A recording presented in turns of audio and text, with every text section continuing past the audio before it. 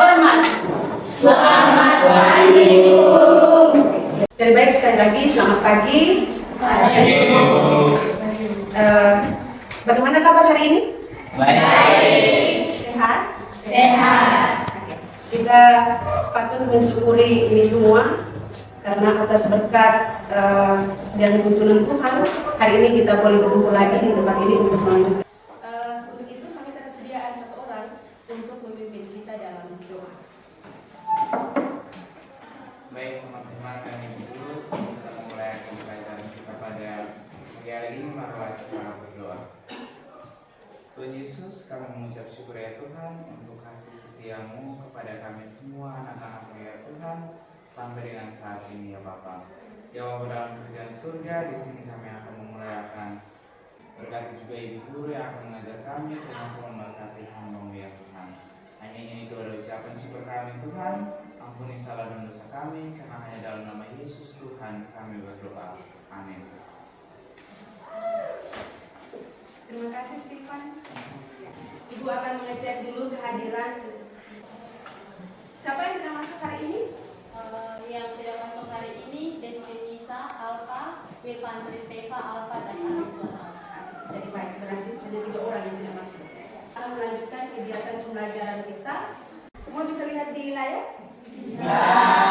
Kajian 3.2 itu adalah menentukan dan menganalisis ukuran pemusatan dan penyebaran data yang disajikan dalam tabel distribusi frekuensi dan juga histogram.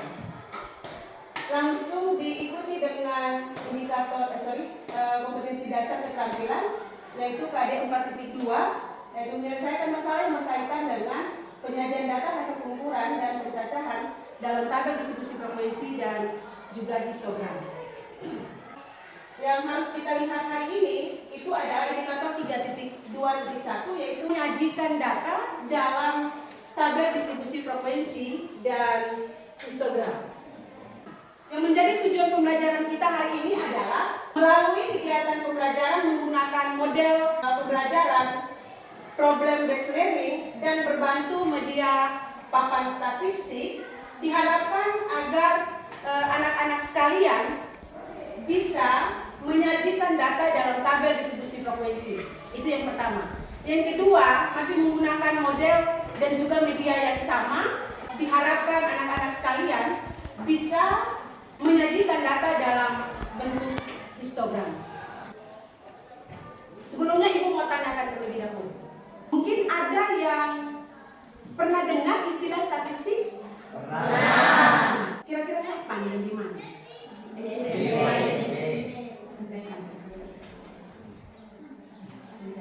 Di SMP. Oh, di SMP. Oke. Itu statistik. Satu orang angkat tangan. Jangan lupa.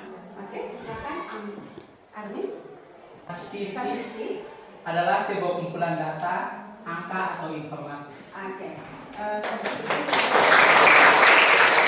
Statistik itu adalah sekumpulan data, baik dalam bentuk angka, gambar. Mungkin ada yang punya pengalaman lain terkait dengan statistik atau pernah dengar di tempat yang lain. Ada? Oke, Aprianti? Pernah dengar kata statistik ketika ada petugas-petugas desa yang datang ke rumah untuk mendata data di rumah seperti berapa anggota keluarga dan yang lagi sedang tenar sekarang kayak para petugas komisi kayak yang untuk pemilihan datang tadi. Oke.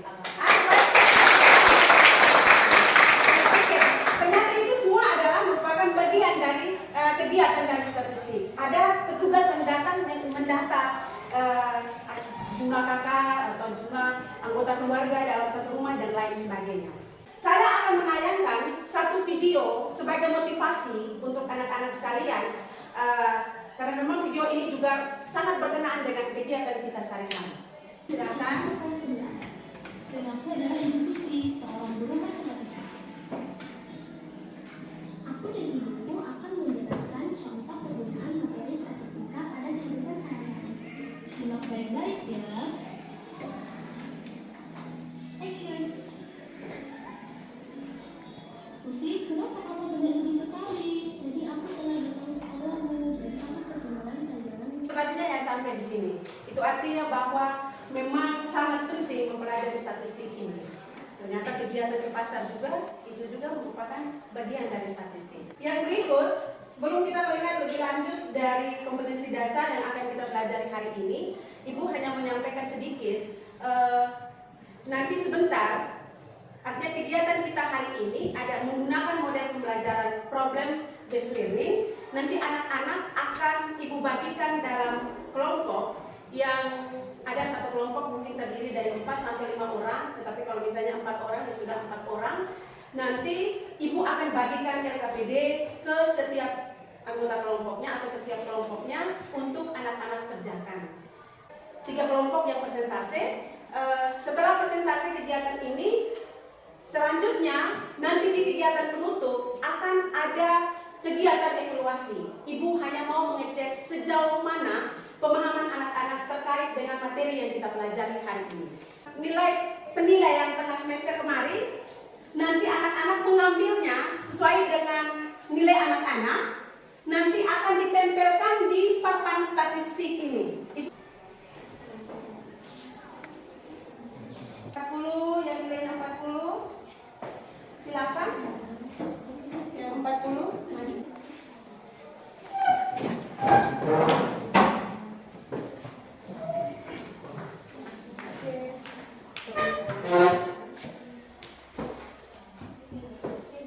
Silakan orang yang berikut.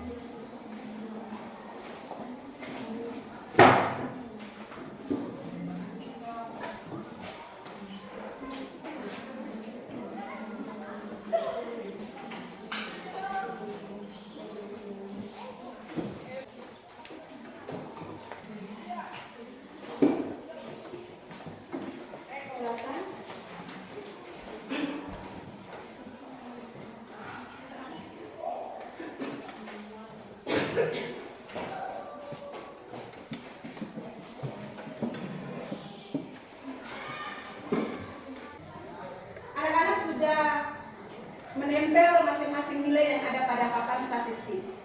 Kalau tidak jelas, biar Ibu pegang saja papan statistik ini.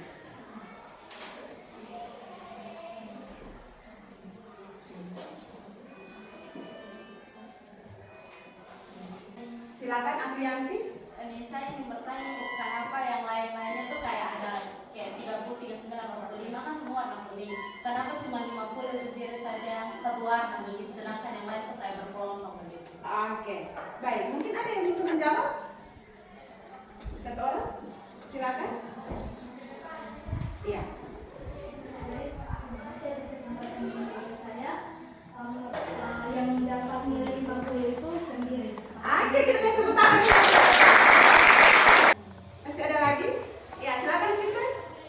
Itu tapi kan 90 juga sendiri. Oh, Jadi 90 sama juga warna. ternyata sendiri. Oke. Mungkin pertanyaan silakan, mungkin ada yang mau membantu mencoba menjawab.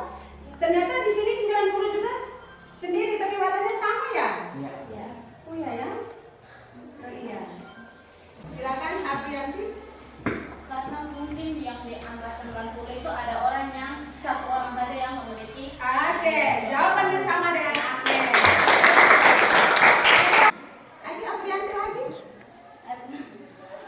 Saya cuma ada satu pertanyaan lagi, Bu. Kenapa maksudnya 30, 39, 40, dan 45 itu memiliki warna yang sama itu? Oke. Kenapa? Oke, silakan. Mungkin ada yang mau menjawab. Oke, Stephen. Mungkin karena nilai mereka di bawah 50. Oke, mungkin nilai mereka di bawah 50.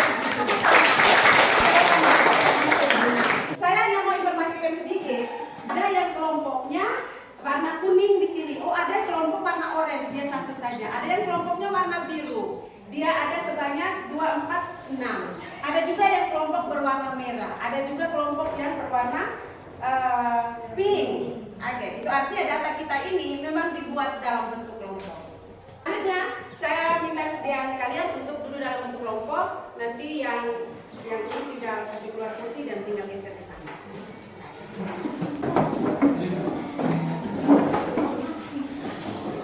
Ya.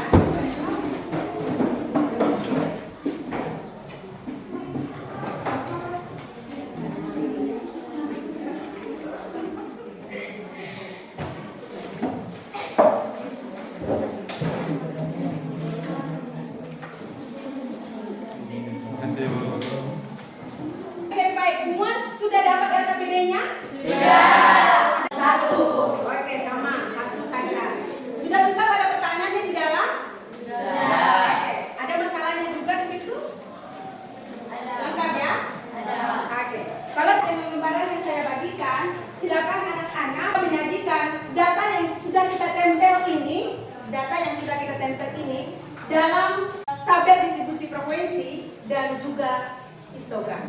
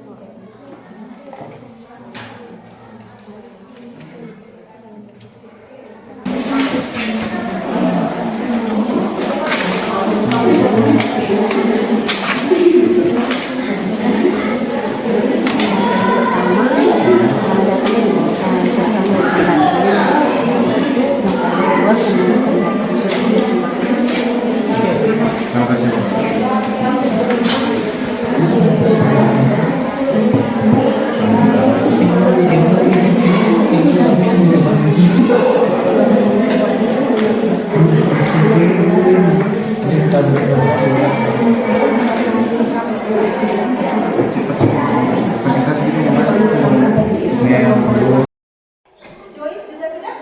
Oke, sudah. Kelompok, oh sudah juga. Oke.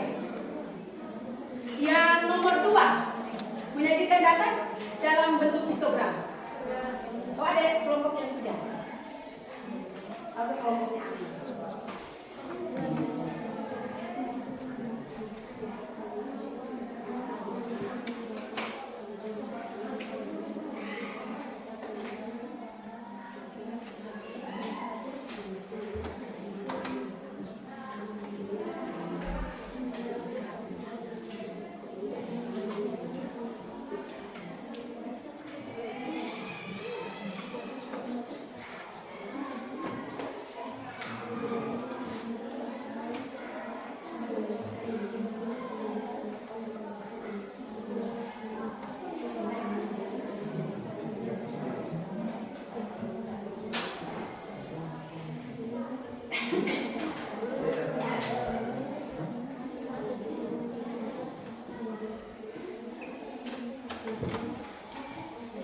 Persentase, kita kasih semangat dulu untuk kelompok yang melakukan persentase, yaitu kelompok 1, kelompok 2, dan kelompok 3.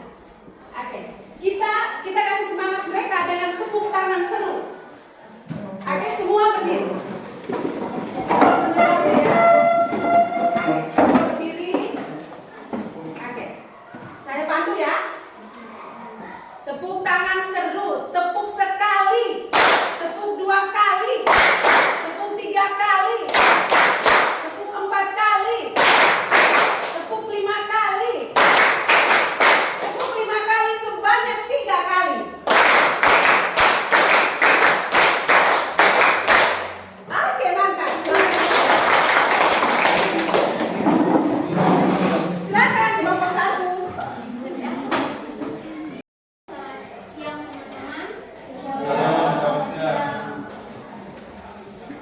dari kelompok 1 akan mempresentasikan hasil diskusi kami.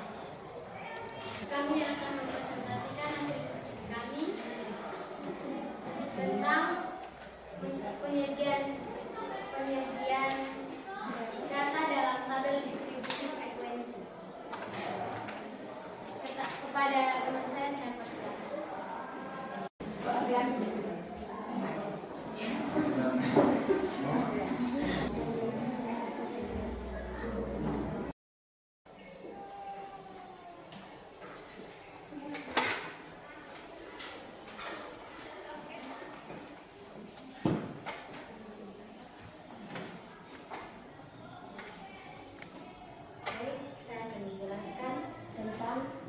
Penyajian data dalam tabel distribusi frekuensi. Langkah yang pertama itu kita harus mengurutkan data. Teman-teman boleh lihat di papan statistik yang di depan, kita urutkan dari yang kecil. Jadi dari yang terkecil itu 35, 39, 40, 45. X maksimalnya itu nilai yang paling besar, yaitu 100, dan dikurangi dengan nilai yang paling kecil, yaitu 35. Jadi 100 dikurang dengan 35, hasilnya 65. Langkah yang ketiga, menentukan banyak kelas. Rumusnya K sama dengan 1 tambah 3,3 log M. K-nya sama dengan 1 tambah 3,3 log 30 sama dengan 1 tambah 3,3 dikali dengan 1477. Selamat pagi guru dan teman-teman. Pagi. Kami dari kelompok 2 akan mempresentasikan hasil kerja dari kelompok 1. Baik, saya akan menjelaskan hasil dari pekerjaan kami, yaitu menyajikan data dalam bentuk histogram. Baik, saya bebas.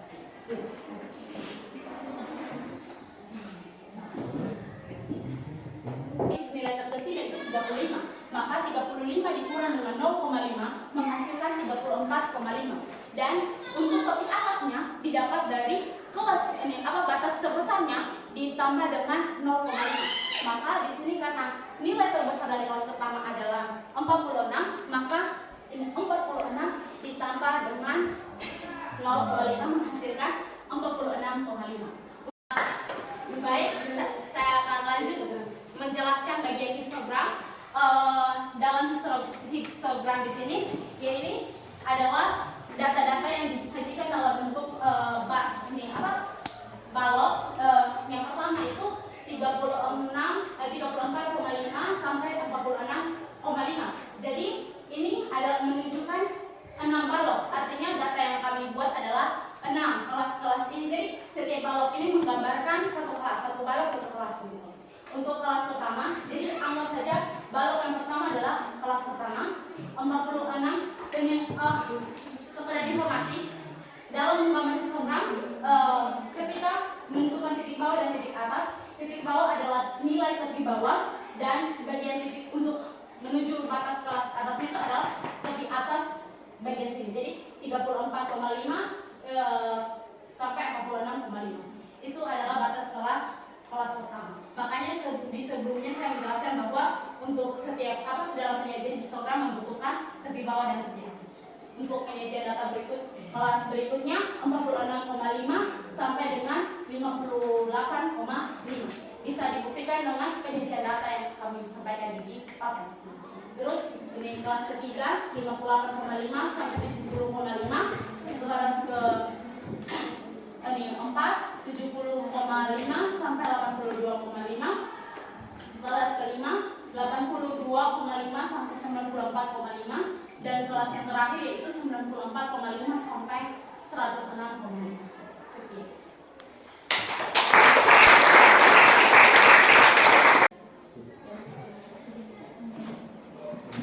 Terima kasih atas kesempatan yang diberikan kepada kelompok kami. Saya ingin bertanya, apa itu histogram? Baik, kami dari kelompok 2 akan menjawab pertanyaan. itu histogram? Histogram adalah suatu bentuk penyajian distribusi frekuensi menggunakan gambar dalam bentuk sebuah diagram matematika.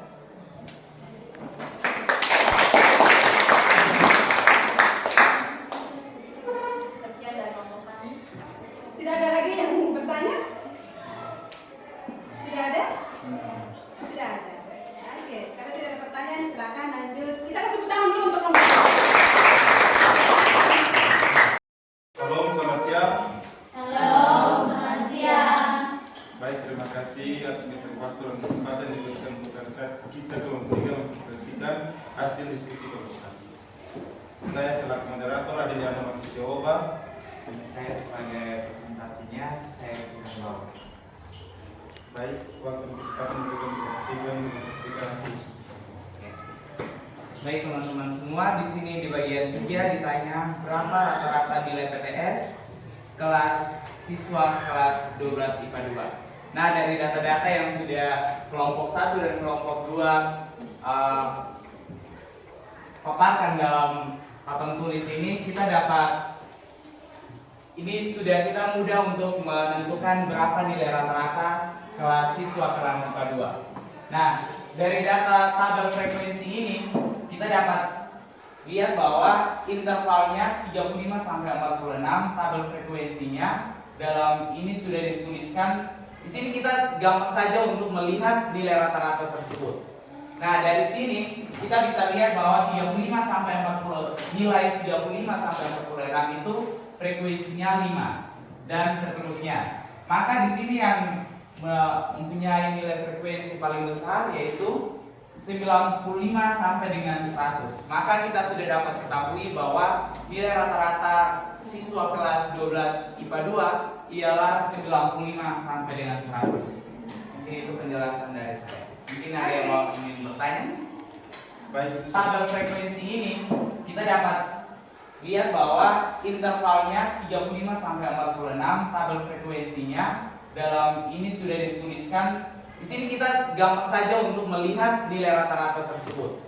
Nah, dari sini kita bisa lihat bahwa 35 sampai 40 nilai 35 sampai 46 itu frekuensinya 5 dan seterusnya. Maka di sini yang mempunyai nilai frekuensi paling besar yaitu 95 sampai dengan 100. Maka kita sudah dapat ketahui bahwa nilai rata-rata siswa kelas 12 IPA 2 ialah 95 sampai dengan 100.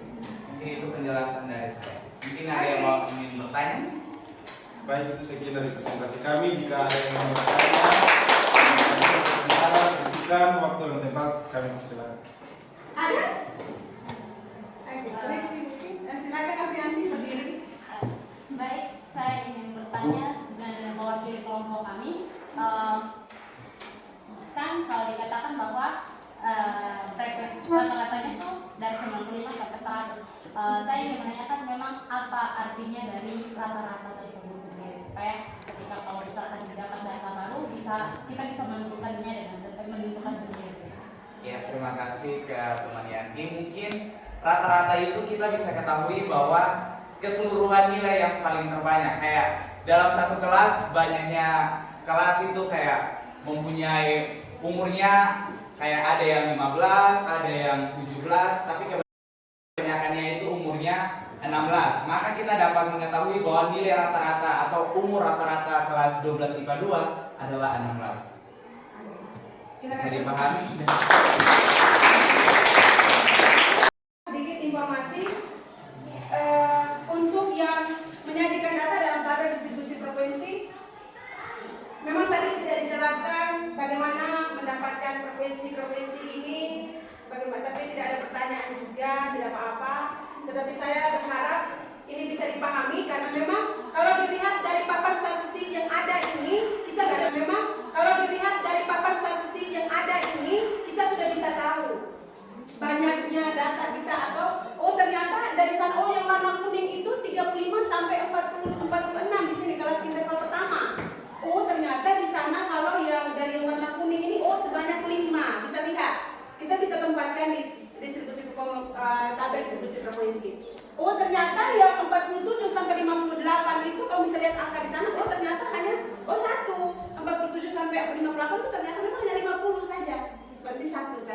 Jadi saya berharap ini anak-anak bisa pahami. Selanjutnya, kira-kira ada yang bisa menyampaikan kesimpulan dari kegiatan kita hari ini? Oke, silakan.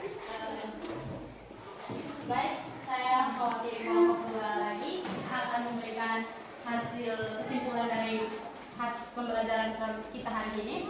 Menurut kelompok kami, data-data yang didapat, data mentah dapat disajikan dalam bentuk-bentuk yang lebih mudah dipahami, yaitu tabel distribusi frekuensi ataupun tabel histogram, dengan menentukan ini pertama, yaitu kalau dalam tabel frekuensi tentu harus menentukan jangkauan dan ini banyaknya kelas agar bisa menentukan panjang kelas tersebut. Sedangkan histogram yang paling penting dalam menentukan histogram yaitu menentukan tek di bawah dan tek di atas. Mungkin itu saja. Oke, kesimpulan yang sudah disampaikan oleh Aprianti memang betul untuk menyajikan data. Artinya penting sekali kita menyajikan data karena memang supaya orang mudah untuk memahami. Itu yang pertama. Yang kedua, untuk menyajikan data yang paling pertama memang kita harus lebih teliti di dalam. Yang pertama, data yang ada itu biasanya dia tersebar. Langkah-langkah untuk menyajikan data, baik itu dalam bentuk histogram maupun dalam bentuk tabel distribusi frekuensi.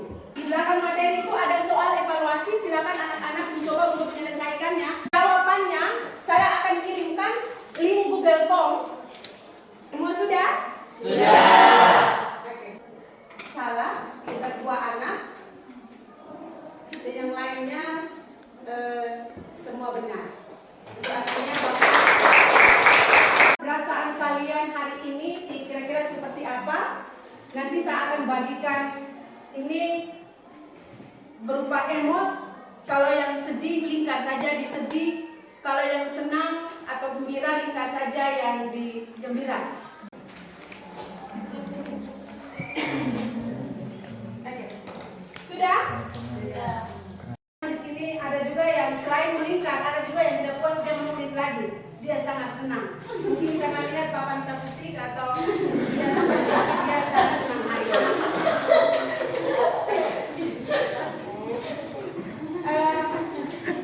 Yang berikut akan ada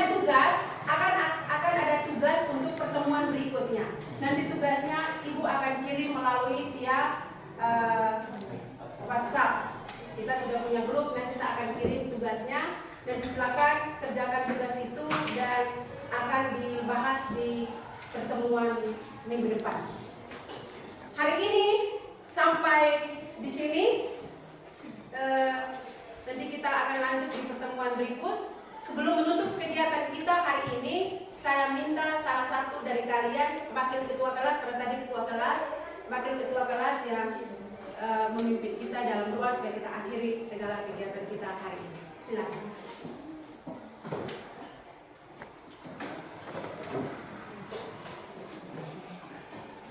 Baik, guru dan teman-teman, sebelum kita mengakhiri pelajaran ini, mari kita berdoa.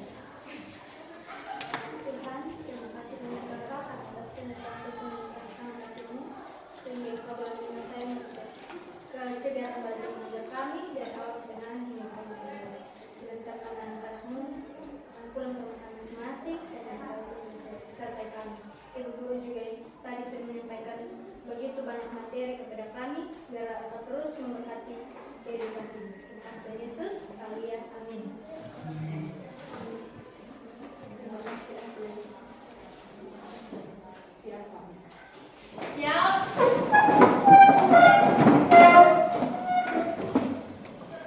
Hormat. Terima kasih, Bu. Sama-sama, terima kasih. Selamat siang.